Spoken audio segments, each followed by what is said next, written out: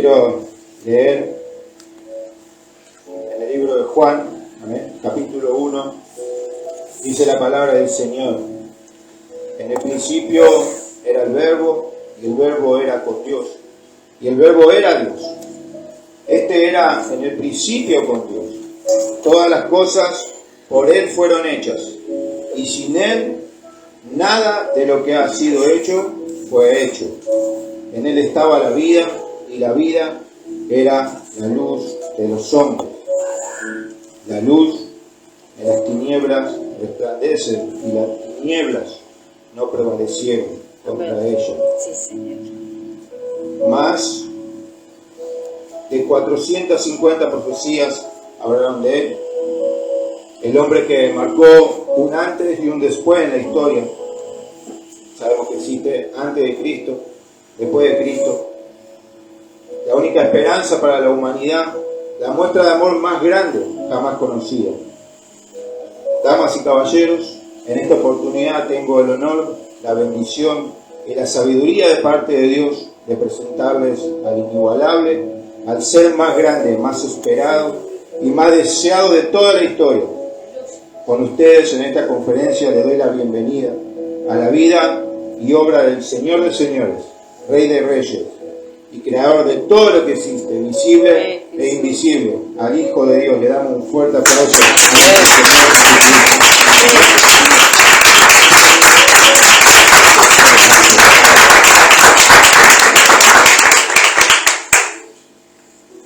Hay muchas cosas que tuve que escribir, así que voy a estar mucho tiempo leyendo porque es mucho. Amén. Sabemos que el Señor nació en Belén de Judea. Es una ciudad que está a unos 9 kilómetros de Jerusalén. Sus padres, José y María, ¿sí? Esto encontramos, ¿sí?, en el libro de Mateo 1:18, en el libro de Lucas capítulo 2. Y ahora esta conferencia va a tener muchos detalles, ¿amén?, que probablemente no sabíamos. Y comenzamos con uno de ellos, que es de por qué el Señor nació en Belén. Amén. ¿Por qué no podría haber nacido en otro lugar? Voy a sacar la tabla de acá.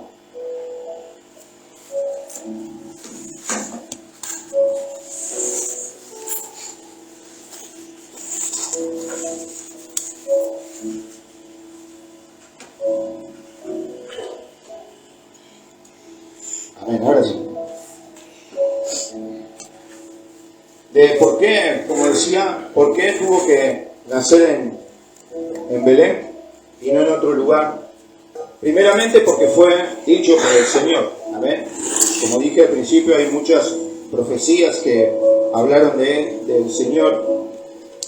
Y una de esas profecías fue en Miqueas 5:2, que decía que de ahí iba a nacer el Señor, en la ciudad de Belén.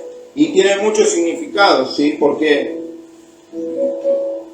el papá, ¿amén?, de Jesús, o sea, sabemos que el padre de Jesús, amén, es nuestro Dios, amén, pero José, ¿sí?, José era de Belén, amén. El rey David nació y fue ungido en Belén, ¿sí? Fue lugar también del nacimiento de Raquel, una mujer que Dios usó para construir la casa de Israel. Eso lo encontramos en el libro de Ruth, capítulo 4, y demás acontecimientos. Una de las cosas que sabemos es que el Señor nació en un pesebre. ¿Vale? ¿Saben lo que es un pesebre? Un pesebre es un recipiente donde se le ponía comida al ganado, amén, a los animales. Ahí dentro nació el Señor.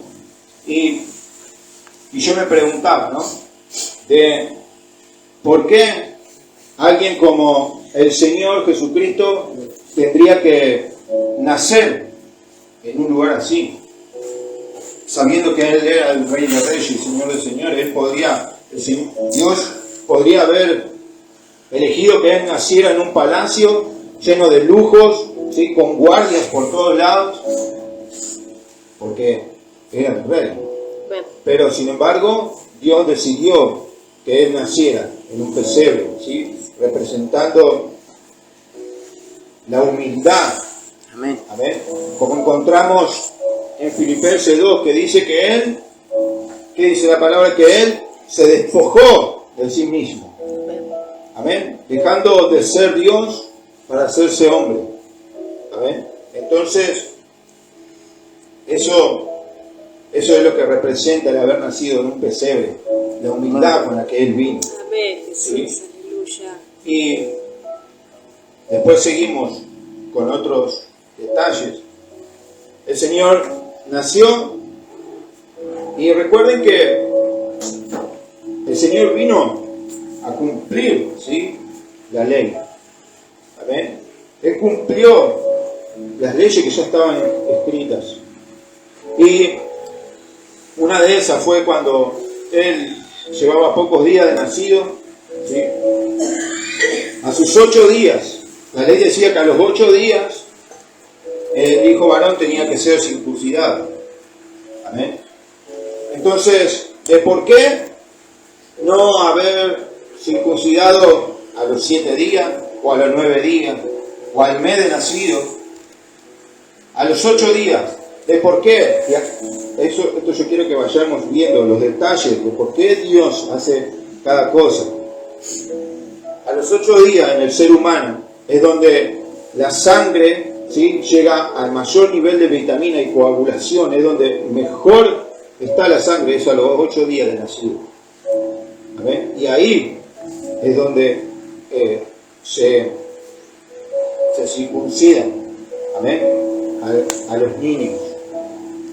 Y Jesús pasó por eso. A sus 8 días de nacido fue circuncidado. Amén. Ahí, ustedes si quieren ver, es algo fascinante, porque hay videos en donde muestran cómo los doctores de Israel circuncidan a los niños. Es una cosa que no se puede creer. Amén. Con la velocidad y la astucia que Dios le ha dado para hacer eso, son segundos, ¿sí? Son segundos en donde el bebé casi ni llora, ¿amén? Y ya está, se termina el dolor. Y muchas veces, esto me trae cuando salíamos a hablar con papá, cuando Moisés, ¿sí?, Dios lo manda a circuncidar ya a frente de edad, y eso sí es doloroso. No existía como hoy que te pueden dormir y listo, se terminó. No, ahí, ¿sí? Y eso sí era doloroso.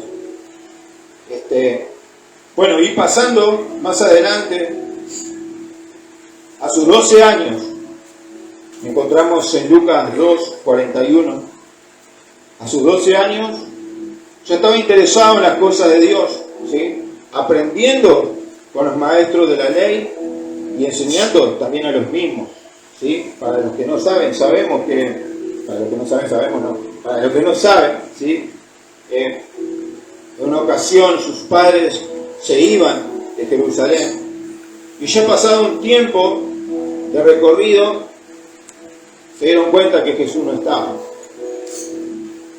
El Señor estaba con ellos. Imagínate tú la desesperación, que sales con tu hijo, no encuentras a tu hijo de 12 años. Amén. Entonces, preguntando a las miles de personas que habían ahí, nadie lo había visto. Tuvieron que volver a la ciudad y lo encontraron al Señor, ¿sí?, con los grandes maestros, ¿sí?, escuchando de su palabra y él enseñando. Amén. También enseñaba el Señor a los 12 años. Después sabemos que pasaron, hay cosas que la Biblia no relata, pero creemos también, ¿no?, que el Señor había sido un niño también normal, que jugaría, que tendría amigos, ¿sí? Hay cosas que la Biblia no relata, pero sí nos dice que Él se despojó de todo, fue porque era un ser humano normal como cualquiera de nosotros. Amén. Con aproximadamente 30 años comenzó su ministerio después de bautizarse. Esto lo encontramos en Lucas 3.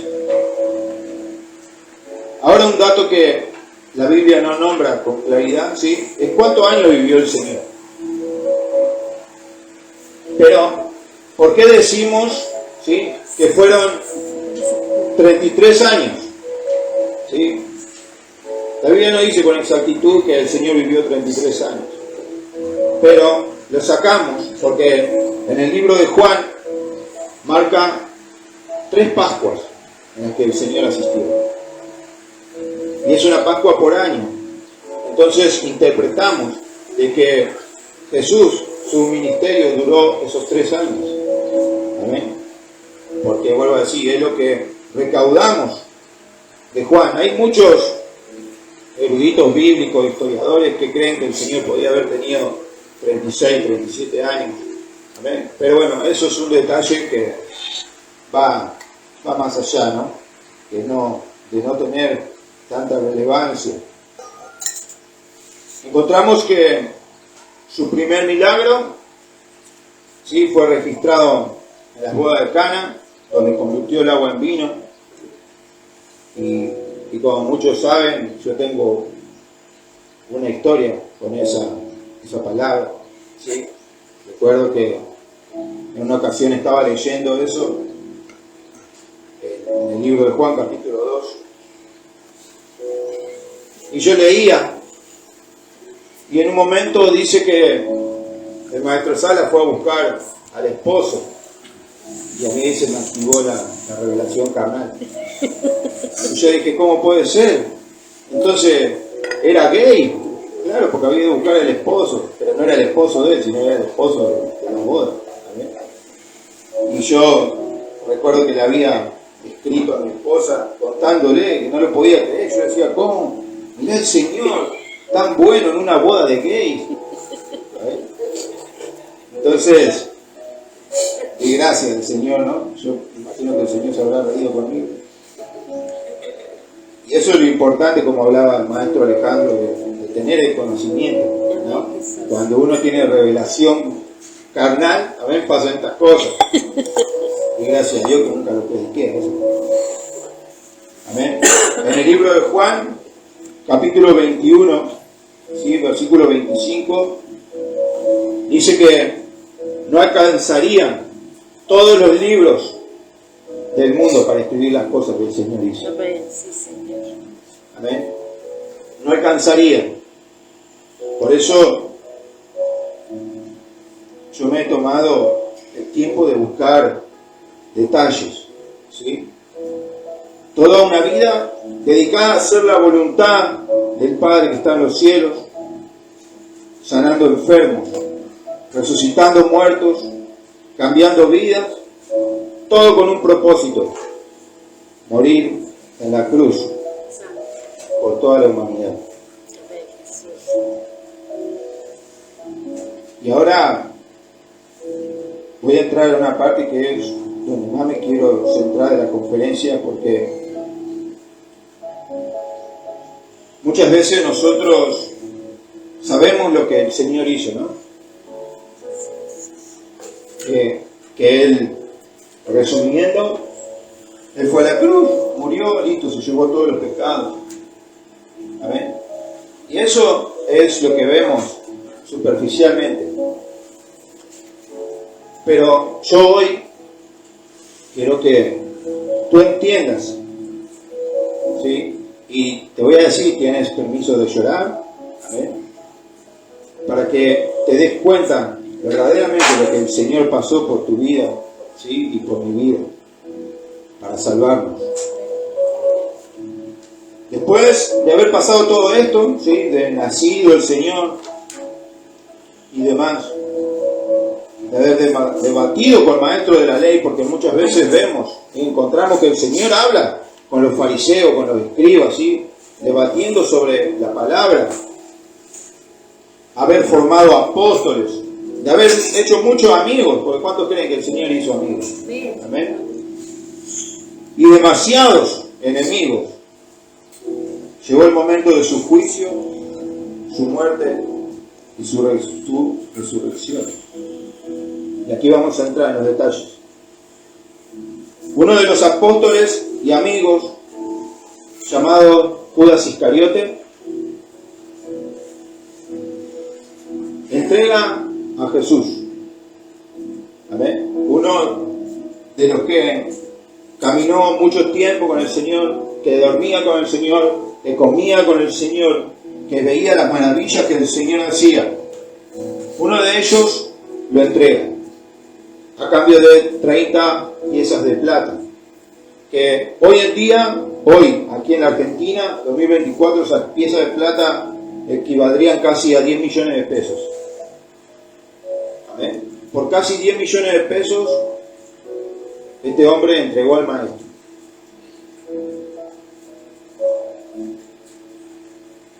¿Y cómo lo entregó? Señalándolo con un beso. Y esto fue profetizado hacía mucho tiempo por el profeta Zacarías, en el capítulo 11, versículo 12, y se ve cumplido en Mateo 26. Y ahora, ¿por qué Judas lo entregó con un beso? ¿Por qué tranquilamente no podía haber dicho, es este es Jesús, ahí? O haberse escondido por ahí atrás en una plata y decir, ese que está ahí en el medio, ese es Jesús. No, fue y con un beso lo entregó. Pero esto del beso tiene simbolismo. ¿Saben que allí en esa región un beso simboliza respeto, simboliza admiración? ¿Y saben qué más simboliza? Perdón.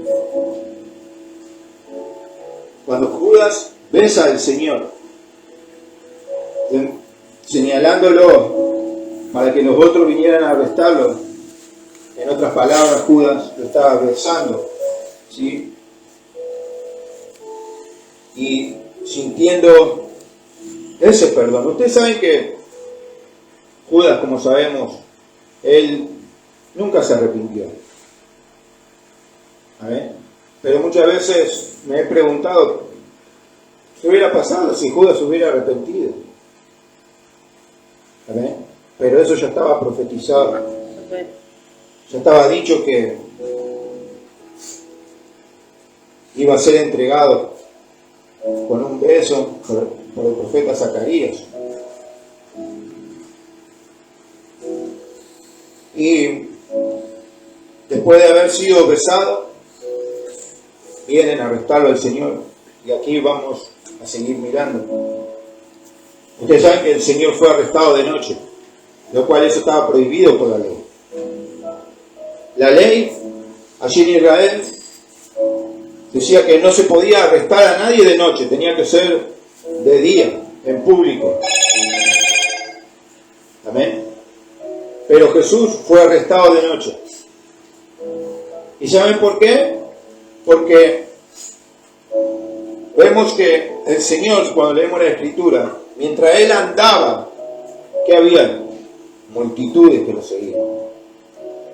Entonces, estos fariseos que fueron a arrestarlo, ellos sabían que de día era imposible poder arrestarlo, porque habría gente que no los iba a dejar, y capaz que gente que mataría para que no lo toquen al Señor, porque existía la posibilidad de que el Señor lo sanara. Todas esas cuentas ellos las sacaron, por eso fueron de noche, incumpliendo, infringiendo su propia ley, para arrestarlo al Señor. Y en ese momento, ahí donde el Señor ya se queda solo, porque todos sus discípulos lo abandonaron. Fue llevado primero a la casa del sumo sacerdote, a la casa de Caifás, el cual él lo interrogó. Esto encontramos en Mateo 26. Jesús fue interrogado ahí por el sumo sacerdote y el Señor asegura de que Él es el Mesías. Y ahí es donde a Jesús ya empieza a sufrir esos daños físicos. Ahí es donde el Señor ya dice la palabra que le pegan a mano abierta, que le pegan de puñetazos a mano cerrada y que lo escupen en su cara por haber dicho que él era el Mesías. Al otro día fue llevado a Pilato, el gobernador romano, donde también fue interrogado.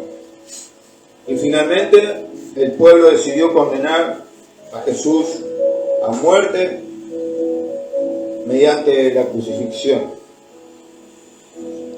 y dejar libre a Barrabás. Sabemos, como dice la palabra, que una vez por año el gobernador dejaba en libertad a alguien de los que estaba condenado para que el pueblo lo eligiera, ¿sí? El pueblo elegía, queremos a este libre y a ese hay que matarlo. Y así fue como eligieron a Barrabás, que quedara libre, ¿amén? Y al Señor matarlo. Ahora vamos a entrar en unos detalles que, si quieren ir anotando, yo voy a escribir algo, una palabra.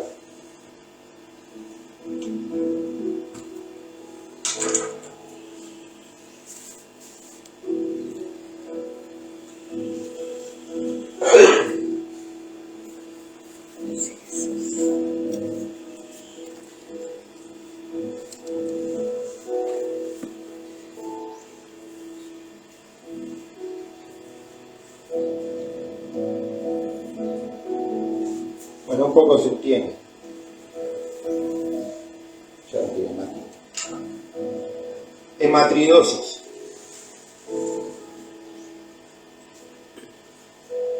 Solamente en la historia de la humanidad se han encontrado 14 casos.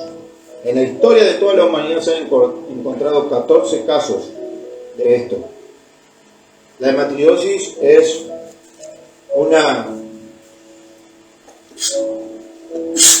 un fenómeno, ¿sí? No es una enfermedad, es un fenómeno que le pasa a personas que sufren de un terrible y grande estrés y agonía en su vida.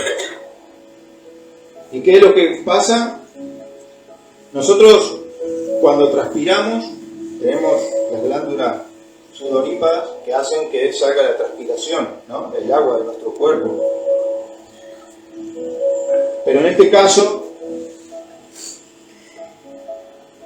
el Señor Jesús estaba en el Getsemaní y sufrió este fenómeno de hematridosis, que lo encontramos en la palabra cuando dice que el Señor, ¿qué dice? Sudaba agua, salía agua con sangre de su cuerpo. Cuando se está pasando por un terrible estrés y agonía, sabiendo lo que va a pasar, pasa este fenómeno, las glándulas, el corazón empieza a latir, a bombear tan fuerte la sangre de la desesperación, vuelvo a decirte, de la agonía, del estrés que pasas, que la sangre empieza a salir de tu cuerpo por el mismo lugar que sale el sudor. Amén.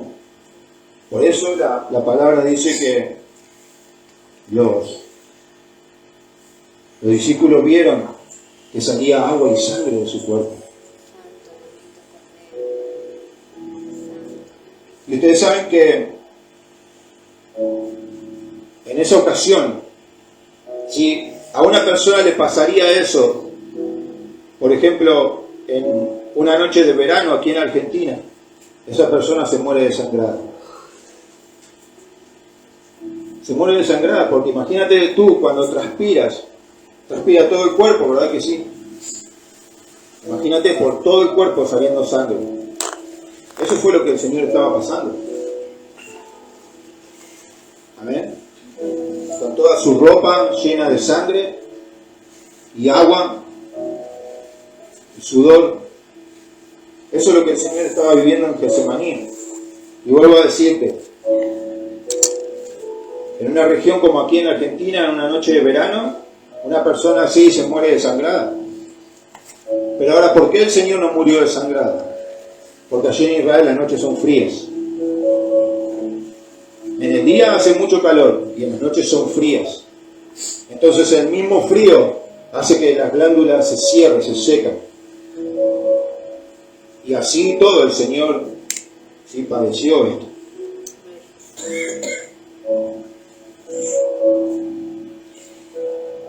Ya el Señor, con toda su ropa sudada y ensangrentada,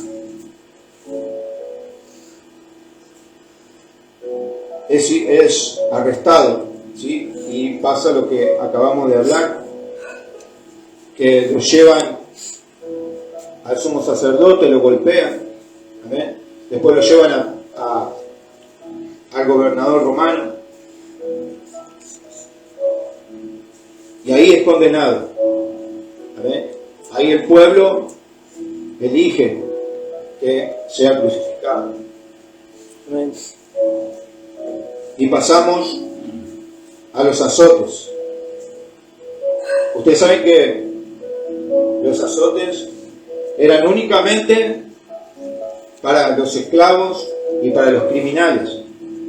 ¿Se acuerdan como la vez que prediqué sobre la ciudadanía romana? Que los romanos no podían recibir esos castigos. Bueno, y los daban ellos. Los mismos romanos daban ese castigo. Amén.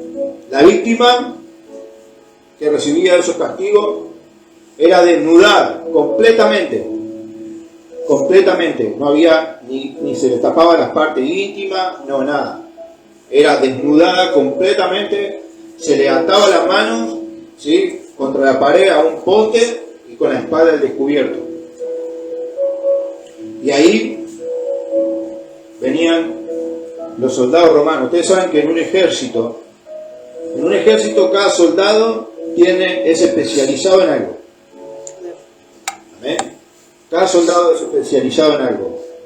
Hoy en día uno puede ser especializado en disparar con una 9 milímetros, el otro especializado en disparar con una ametralladora, el otro especializado para poner bombas.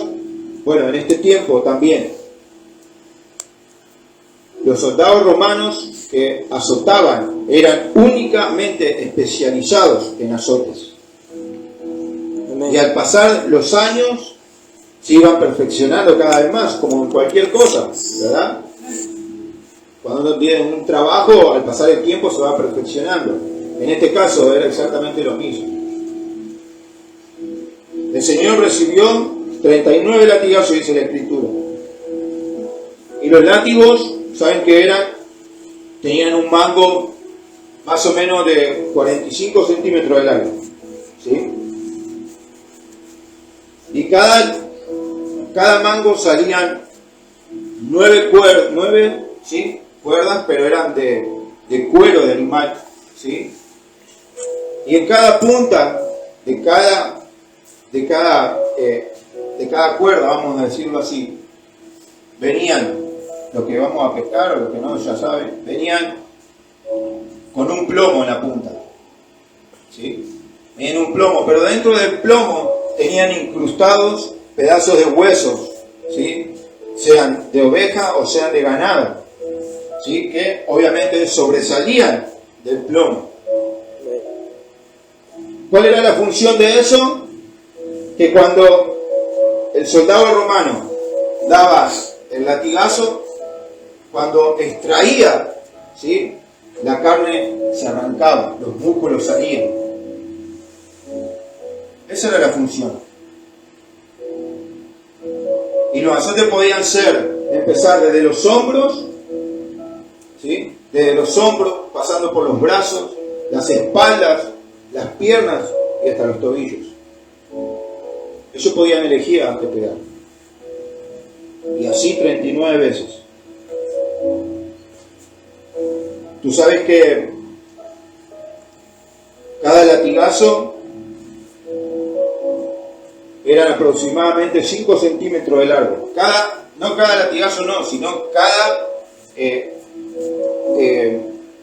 cada herida, ¿sí?, que dejaba cada cuerda de esa, dejaba aproximadamente 5 centímetros de largo. Usted puede decir, 5 centímetros, sí, pero 5 centímetros de músculo arrancado. y aproximadamente 2 centímetros de profundidad.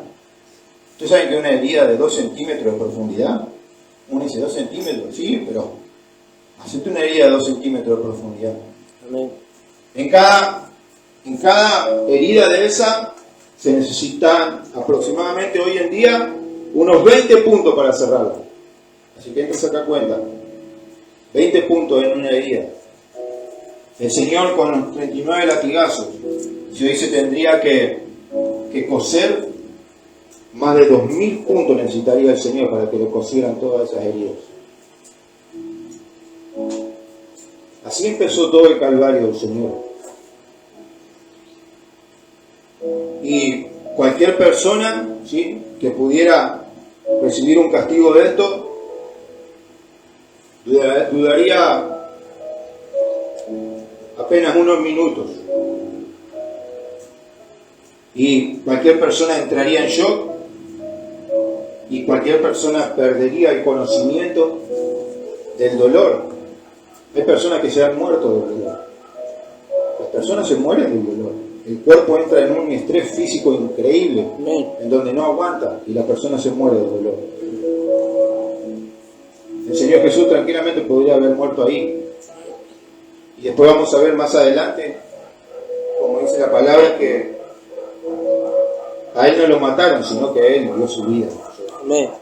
Entonces el Señor tranquilamente podría haber dicho, bueno, listo, hasta acá llegué, en el latigazo entrego mi vida y listo. Pero Él no quedó ahí. Él siguió con lo que tenía que venir a hacer. Después de eso, viene la corona de espinas. Ustedes saben que hoy en día, actualmente, si usted va a visitar a Israel, esas espinas todavía existen, ¿sí?, porque es de un árbol. Medían las ramas aproximadamente 1,20 m, más o menos medía cada rama de esas. Las espinas que llevaban medían aproximadamente 3 centímetros. Imagínate una espina así, de 3 centímetros. ¿Y saben cuántas espinas entran en una rama de esas? Entre 300 y 400 espinas. Esa fue la cruz, la corona que el Señor llevó por nosotros. Y ustedes saben que no es que se le pone la rama con las 300 espinas en la cabeza y la dejan ahí, no. ¿Saben cómo se ponían? Le apoyaban eso y con palos en la cabeza, así se enterraba la corona y la corona quedaba clavada con los 3 centímetros de espina dentro del cerebro, dentro del cráneo. Con sus ojos prácticamente cerrados, su nariz y su boca sangrando, hinchado y lastimado por los golpes, la cabeza sangrando por las espinas y los pedazos de músculo arrancados por los latigazos. Ese era el estado en el que Jesús iba a llevar la cruz. Hay un sonido